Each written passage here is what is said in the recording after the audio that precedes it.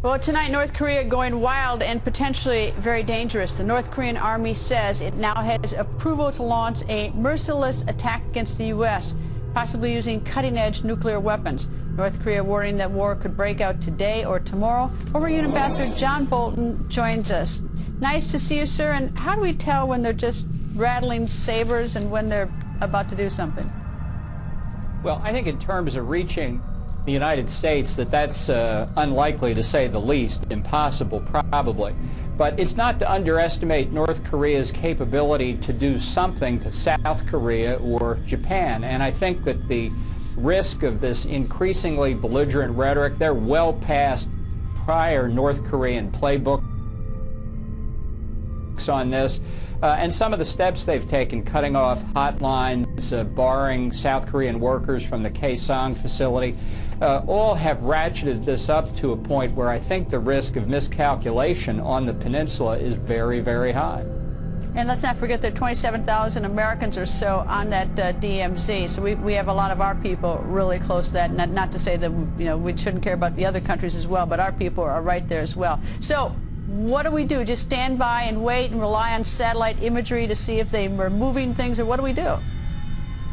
Well, I think one indication that the Pentagon does take this more seriously than what you'll just call the usual irrational rhetoric from North Korea is that they have decided to install a missile defense facility on Guam, a ground-based missile defense facility, which it's reported, and I think makes sense, will free up 2 Aegis-class destroyers with a very similar kind of theater missile defense system to go closer to North Korea to provide additional protection for our troops, as you mentioned, and for South Korea and Japan. So in the short term, I think the Pentagon is acknowledging implicitly by this move that they are concerned, and I think Secretary of Defense Hagel said as much today. Is it, if they shoot off something, we use our missile defense and we act defensively, is that an invitation or provocation for us to take it one step further in our reply? Well, I think the North Koreans, that's why this risk of miscalculating on their part is so high. A couple of years ago, they sank a South Korean corvette, killed 43, 44 South Korean sailors. The South did not retaliate. The North Koreans shelled a civilian village on an island off the west coast of Korea. The government of South Korea did not retaliate. So the people there and the new president, I think, are primed to do something in response if North Korea takes this step. But to me, all of this just indicates why the policy we've pursued, I have to say, over the last 3 presidents in 20 years, of trying to negotiate North Korea out of its nuclear weapons program was always a bad idea.